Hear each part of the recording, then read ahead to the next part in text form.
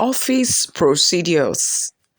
This aspect is basically on procedures for making payment. When there is a transaction which is buying or rendering of services, payment must be made. There are several methods available for making payments. We are beginning with cash payment. Cash payment has to do with paying the acceptable currency in that particular country when goods are bought or services rendered. For example, in Nigeria, the currency acceptable is known as Naira. All right? The next is bank transfer. Bank transfer, which is done in the bank, especially when the amount required to be paid here is large. We use bank transfer to make such payment. All right. Now, the next is check. Check can be used to make payment, and people that normally use this are those that have current account or special savings accounts, can use their check booklet to instruct the bank to make payment to whoever they bought the goods from. The next form of payment is bank draft. Bank draft. This is also like check, but it is issued by the bank on itself. All right. Now, this type of payment is done by the bank on itself on behalf of its customer. All right. The next is e-payment. The E here refers to electronic payment. This is the type of payment that does not involve physical cash, but there is a payment done after goods are bought or services rendered. You do this kind of payment through the internet or other electronic means. For example, we have e-payments commonly used in Nigeria. We have so many of them, but in this lesson, I'm going to mention few. The first here, we are discussing card. We can use card for payment. How do you do this kind of payment? You use the card, insert it in the automated teller machine known as ATM.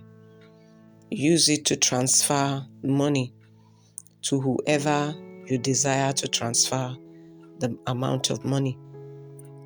All right, the card is used on ATM. All right. The next is your mobile phone, which is the in thing for now. For example, when you make your purchase online, you also use your phone to pay. If you have done any transaction with Jumia, you need to make payment online. All right, and this is mobile payment using your mobile phone to pay for goods bought or services rendered.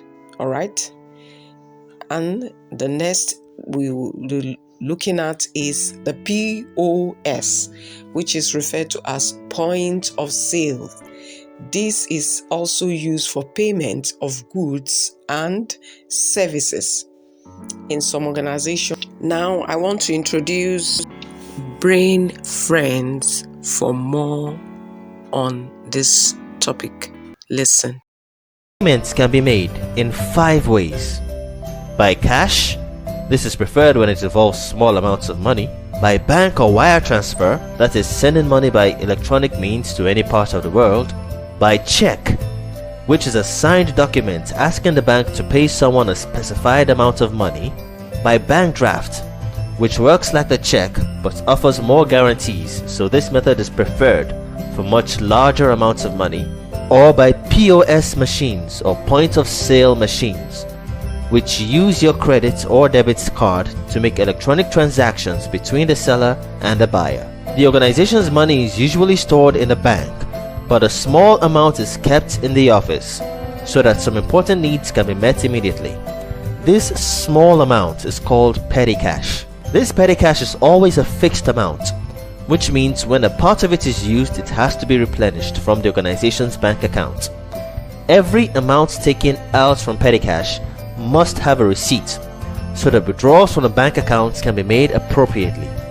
Workers in any organization spend their time and energy working for money in the form of wages and salaries. These wages are calculated according to the time they spend, that is time rate, or the amount of work done, that is piece rate. Wages based on piece rates are measured by the number or quantity of outputs that is produced. For example, if a worker is paid the sum of 200 naira for each belt he produces, he will receive a wage of 2000 naira when he produces 10 belts.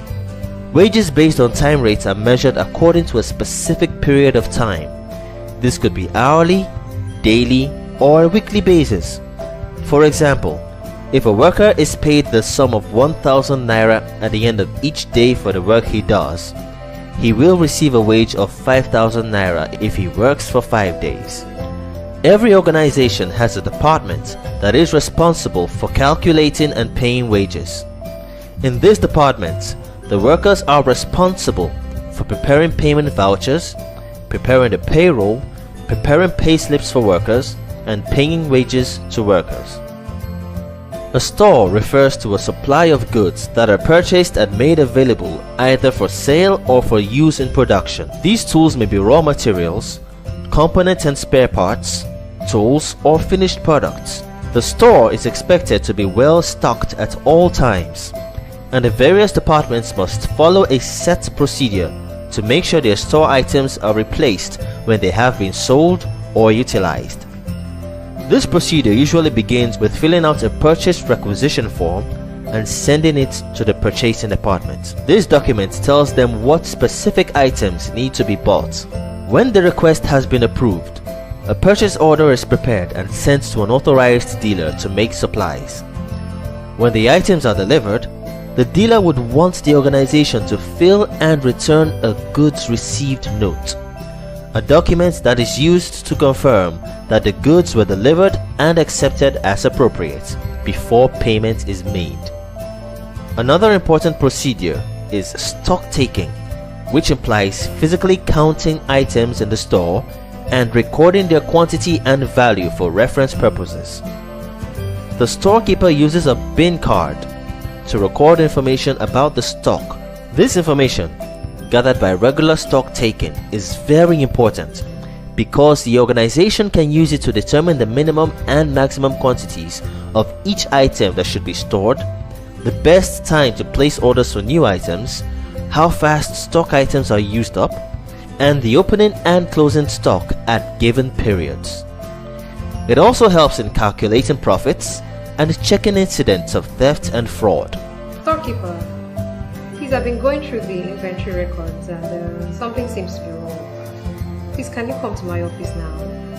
Thank you. Regular stock taking and analysis of the information gathered is referred to as stock control. So, in summary, office procedures are well-stated guidelines that direct the activities of an office. They provide a uniform way of carrying out activities that create competence, consistency, and professionalism in the office. There are different types of procedures to follow for different kinds of activities, and these procedures are influenced by different factors. Payment for goods and services may require the use of office documents such as bills, invoices, and receipts. The four main means of payment are payment by cash, payment by bank transfer, payment by check, and payment by bank draft.